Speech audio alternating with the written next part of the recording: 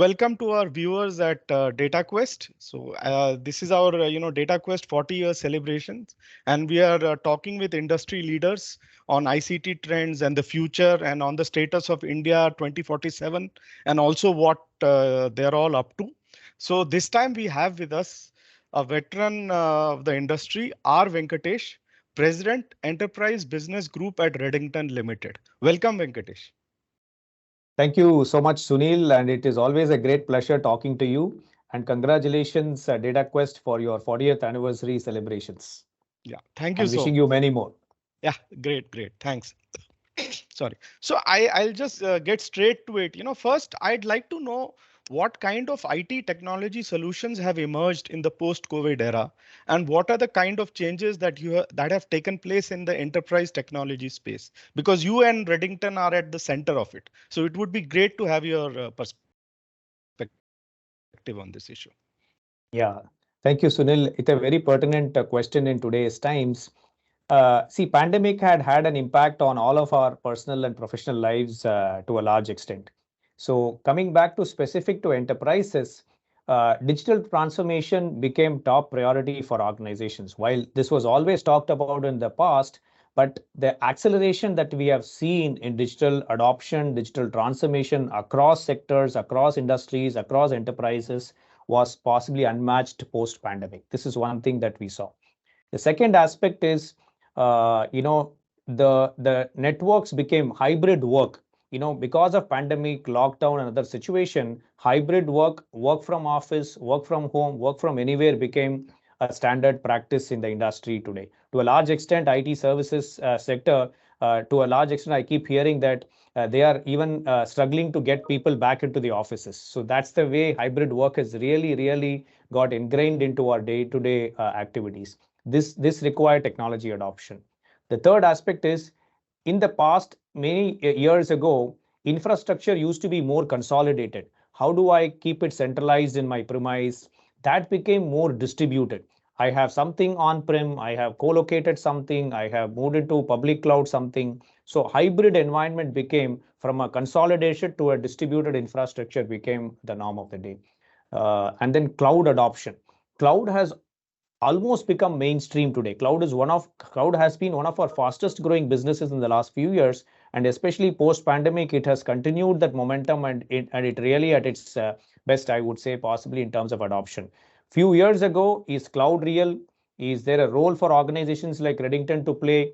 Will it even solve any of our challenges? These were all the questions in customers' mind. But today, cloud has become mainstream. And if customers don't adopt cloud, even for some of the workloads, then they start to look at them very differently. That's something that is wrong with the organization. So cloud has almost become mainstream. And with all of these changes happening, security, cyber security posture, and securing the enterprise became more and more complex, and that required huge tech adoption. So fundamentally, these are the ways I have seen enterprises adopting tech. And last but not the least, AI-led automation. How do I automate a lot of my mundane and repetitive processes to make the people more effective, efficient, and productive in terms of their decision making, in terms of their challenges that they face, in terms of driving organizational growth. So how do I automate a lot of my repetitive and mundane stuff using AI, ML kind of technologies, and also use ML technology to drive data analytics, which will give better insights about business to drive strategic growth for the organizations. So these are all areas where we found enterprises investing on tech, especially in the post-pandemic world. Yeah. So you talked in great detail about technology adoption. A lot of that happened during the pandemic, but there's another, term that is technology friction. So can you talk on the concept of reducing technology friction? How exactly do you go about doing that? Yeah, this has become very important and very pertinent in today's Redington's context, Sunil. See, how are we positioning Redington in the current and the future world? See, technology is evolving at a certain pace, and the adoption is relatively slower. So the gap between the evolution and adoption is what we call as friction. And we feel as a technology solution provider, our role is to help to reduce this friction and enable technology adoptions for customers and enable partners to sell the relevant and right technologies to customers to solve for their business challenges, business problems, and also technology requirements. This is where Redington is getting positioned as a technology solution provider to solve for customer and partner tech challenges. So again, I'd go with your introduction. Only you talked of, technology adoption, then technology friction we discussed. You also talked in detail about the cloud.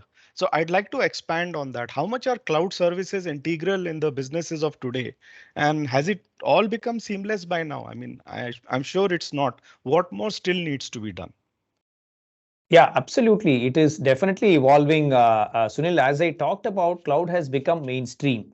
There were few years ago, only hardcore digital native companies, hardcore e-commerce, or what do you call more spiky workloads. That were the ones who were possibly going in for cloud adoption, or the startups, tech startups who didn't have to put huge investment, upfront investment in enterprise technology. They could get on a consumption model, right? These were the companies who were going in for cloud automatically. But over time, whether it is an enterprise or an SMB or across sectors, cloud adoption had become very critical in as what is happening to IT as an organization is earlier IT was possibly looking at only supporting the in-house IT requirements, infrastructure, endpoints, give support to all the this thing. This is how IT was possibly considered. But today, the role of IT is becoming more strategic for organizations. How can technology enable get more productivity and efficiency and not just cost effectiveness in our operations, right? Cost effectiveness in operations is a standard thing. But beyond all of that, how can IT become more strategic? How can it drive more innovation in the organization? How can it become more, enable strategic imperatives for driving growth for the organization, like digital transformation, securing the enterprise, avoid some of the challenges that can come because of some attacks and ransomware and threats that can happen from the outside world? How do I protect my organization? So during pandemic, it was possibly resilience. How do we bounce back was possibly the top priority for enterprises. But post pandemic was possibly kind of people, we were all able to navigate how pandemic is going to go through. While it's remaining in some shape and form, we have found ways to navigate some of these challenges that we are post that it's now resurgence. How do I put organization back on track in terms of growth initiatives? How do I make IT more strategic? So from that aspect, cloud has become very integral part of tech adoption. It's no more just the spiky workloads, even enterprise workloads, even other innovation workloads like analytics, newer platforms that customers need to adopt. Cloud has become a very integral part of enterprises today. But of course, it has it solved for all the challenges. It has not solved for all the challenges. There is something called regulated industries require sovereignty of data. They require more private environment. They required even more secured environment. These are all regulatory requirements. So have we solved for all of these challenges? Not yet. It is still evolving in one end. Security aspect of the cloud is still a big opportunity in the market today. Like how cloud was possibly in the beginning stages 4 or 5 years ago, security on cloud is possibly in the verge of really moving into the hockey stick growth kind of opportunity, right? So those are all still evolving things. And I'm sure all of us have huge opportunity to capture in this space. And especially Redington is positioned so well with a wide network of our channel partners, and our partnerships with hyperscalers is going to really help us enable customers adopt cloud and really win it. So this is where what we believe is our cloud smart adoption framework really helps assessing the customer requirement, understanding their business needs, and also suggesting the giving the right architecture and framework for them to adopt cloud. That means certain workloads are best suited for cloud, certain workloads are best remaining on-prem. They need not possibly go into cloud, and we give them the complete cloud roadmap for over the next few years, which creates an opportunity for businesses and organizations to take the right set of decisions and prioritize their needs based on their business needs, right? The adoption based on the business needs. So this is where I think Redington plays a very critical role. And we have partnerships with all the hyperscalers, right? We are the only distributor to have partnership with all the hyperscalers in the country. And with our support from partners, we have always invested on our own cloud platform, which is called the Cloud Quarks, which enables customers and partners to provision, consume, take metered billing, take the detailed consumption report, monitor, manage all the cloud instances of their customers. And also we provide pre-sales and consulting organization on enabling the smart cloud adoption framework or the cloud roadmap for enterprises. And not just that, we also provide managed services, post-sale migration services, and managed services up to 24/7 support services, which makes it more convenient for partners to position. See, some of these evolving trends and technologies makes it even more difficult for channel partners to invest on huge skill sets, retain that skill sets, and train them, upskill them according to the latest trends. This is where Redington saw an opportunity, and we invested on these platform consulting capability and also the post-sale migration and managed services capability that makes it convenient for partners to take our services to customers to help them adopt cloud. So another thing on cloud, because I'd be interested because there are a lot of legal and security, requirements that all the data has to be stored in your geographical location. And since you have ties with all hyperscalers, are we ready? Because we keep hearing of, hyperscale projects, but so with so much data being produced, initially most of our data was in the US, but are we ready to have all our data in India? Absolutely, Sunil. See, most of the hyperscalers have started opening up their second and third data center in India today. I know that's the way things have evolved. So the data center capacity in India, so much so that government is releasing a separate data center policy. You would have recently heard about data privacy policy, which has been released by the government about few weeks ago. So this is this. So globally, there is an evolution. India is also pretty fast in terms of bringing up some of these regulatory requirements and then the practices that are involved in terms of solving for some of these challenges. So all of these are evolving. So that way, to an extent, data center providers or hyperscalers are now present in India. It solves for one type of a requirement. And of course, we also see an increasing trend in terms of private cloud being implemented by many of these enterprises or regulated industries, which will help them. There is a private cloud setup, but it is available on a consumption model for them or an OpEx model for them. That is also in the globally, that is another one of the fastest growing segments. And including in India, this is likely to be the next 3 to 5 years operating model. So there's going to be some segments which are some workloads or some customers who are going to be in CapEx. Some of it is going to be in public cloud. Some of it is going to be in private, and some of it will be in hosted environment. So this hybrid is what we call as the new normal from the industry segment standpoint. Yeah. That's great to hear that we are equipped, at least in Yeah. cloud. And Yeah. at the beginning, you talked of, AI-led automation. And AI and automation has been around for quite some time. But I have to ask the question, because of Chat GPT, GPT-4, Bard, how soon will AI technologies like that be integrated into the business processes, and will they change the way we operate? Because socially, the way we operate, the zeitgeist, already Chat GPT has changed the world.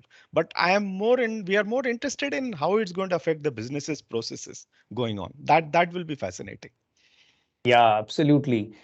See, AI has become a very integral part of our day-to-day life, even from a consumer standpoint today, right? Whether it is Alexa or Google Home or Siri and all of them, and Google Maps, we are used to all of these now as a consumer. Even from enterprises standpoint, how do I automate some of those repetitive and mundane, practices and give it away outside of human beings, so that human beings are more taking those strategic decisions, imperative decisions that will help organizations to drive more productivity and efficiency, is the way things are evolving, right? So from that perspective, like whether it is if someone is part of the sales function, part of a sales function, product availability and pricing is a very important query that their customers and channel partners keep asking for. So is there an opportunity to automate product availability and answering some of their queries through pricing and all of these through an AI? Definitely that is possible.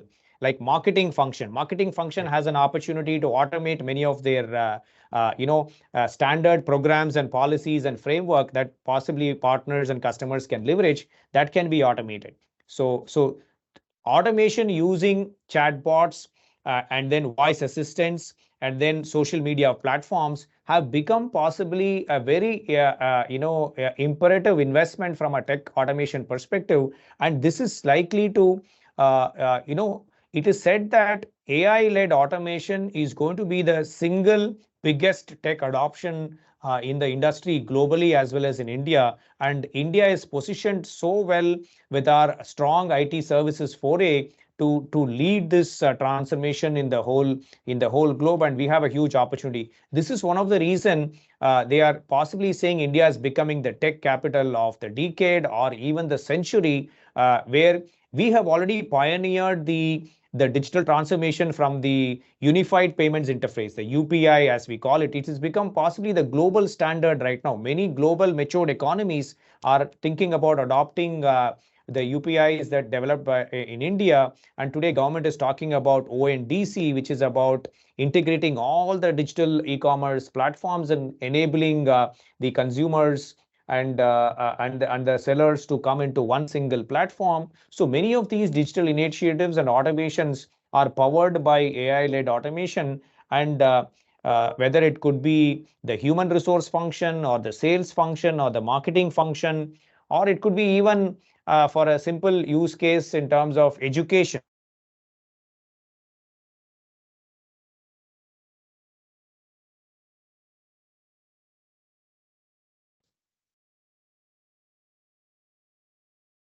Is what is possibly driven by the AI-led automation in the industry, and this is here to stay as a single biggest technology adoption in the next few years to come, is where the industry experts are talking about. Yeah. So actually, in a way, you have already answered my last question, because I was going to ask you about like India 2047. Now that is the theme where India will be 100 years after independence. And for the first time, people, as you said, India will be the tech capital. India will be the leader. They're talking of second, third. There are some even predicting we could be the largest economy in the world. So is India ready to be a tech giant? And what more needs to be done by both the industry and government? Maybe if we can end on that positive note. Very true. As I said, we have all the avenues in place in the country in terms of resources, being the tech capital. All of these opportunities are available. Of course, government and the enterprises are taking necessary steps, but there are many more initiatives to be taken for the dream to truly be achieved in the next 20-25 years to come. Right? This is where I think India is really positioned very well. Of course, government's investment in around R&D, innovation. How does government create a platform, enterprises create a platform for R&D and innovation and make it convenient for new age entrepreneurs to really leverage technology? There is also a skill gap. While we have a huge Right. human capital resource available, but they need to be skilled on necessary areas and technologies that can possibly become a huge asset for the country as technology innovators really start to drive innovation in their business, right? So skill gap.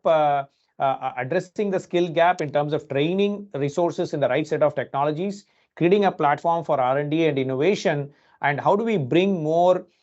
Today, we find these private-public partnership more from an infrastructure level. Right. How can we create this private-public partnership, the PPP as we call it, in the technology world? So that is also going to bring in huge amount of innovation. Redington believes in this, right? Our business thrives around three things, which is technology, innovation, and partnerships. If not for these three, we are not where we are today. So I think this is where the globe is also trending too, and India also taking initiatives around innovation and also partnerships across various public-private initiatives will really help India to be positioned as a world leader, as a tech world leader in the years to come. Yeah. So anyway, thank you for those fascinating insight. I think post-pandemic, we have entered the most exciting times in tech. It's always great to talk to someone who's at the center of it. So I appreciate it. Absolutely. It's always a great pleasure talking to you, Sunil. Thank you so much. I know you are a tech veteran. It is just that it will be a mutually learning opportunity. No, no, it's great. I mean, only through this we come to know. I mean, and as I said, it's like very positive and very exciting. I mean, I'm sure if we sit again after 1 year, I don't know how much would have changed. From 2019 to 2023 itself feels like 20 years. I mean. if you see. Absolutely, absolutely. So Yeah. it would be great to, you know, connect with you on the future and see how far we have come. Thank you so much, Sunil. Really Yeah. appreciate.